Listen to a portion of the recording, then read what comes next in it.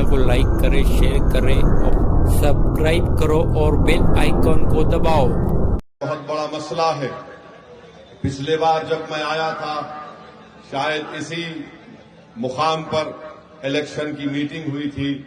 उस वक्त भी मैंने आपसे कहा था कि राजद ने एक ऐसे उम्मीदवार को अपनी पार्टी में लाया है जिसका ताल्लुक विश्व हिंदू परिषद से था, मगर आपने कुछ और फैसला लिया और आज आप देखते हैं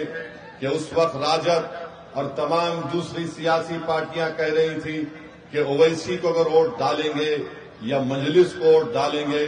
तो भाजपा जीत जाएगी। बताइए, क्या बीजेपी जीती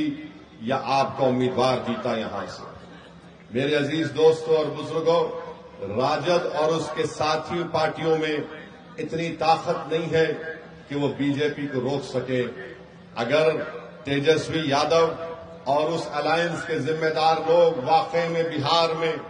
दोबारा नरेंद्र मोदी की पार्टी के शख्स को मुख्यमंत्री बनाने से रोकना चाहते हैं, तो मैं आज फिर से कह रहा हूं,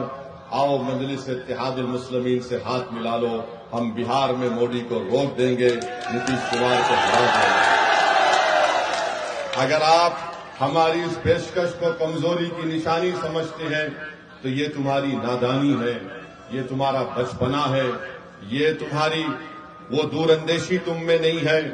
और अगर इसका खमियाजा तुमको भी भुगतना पड़ेगा और कहीं ऐसा ना हो कि बिहार की जनता को पिछले फिर 5 साल उन तमाम लोगों के जुल्म को सहना पड़े। मजलिस ने दिल खोलकर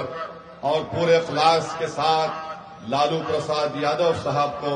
और तेजस्वी यादव को खत लिखकर कहा कि आओ हमको सिर्फ 6 सीट दे दो, 5 हमारे विधायक एमएलए तो पिछली मर्तबा कामयाब हो चुके थे, बावजूद इसके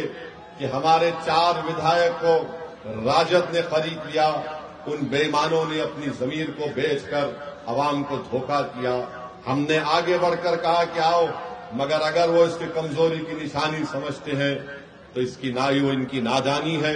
मगर मैं राजद के लोगों को बताना चाह रहा हूं, ये हाथ जो तुम्हारे आगे बढ़े हैं दोस्ती के लिए, ये भीख नहीं मांग रहे हैं, ये 19% अक़लियतें अपना हक मांग रही हैं। अगर तुम कमजोरी समझते हो तो याद रखो, ये हाथ बड़े दराज हैं, तुम्हारे गिरेबान के तार से भी खेलने को तैयार हैं। मेरे अजीज दोस्तों और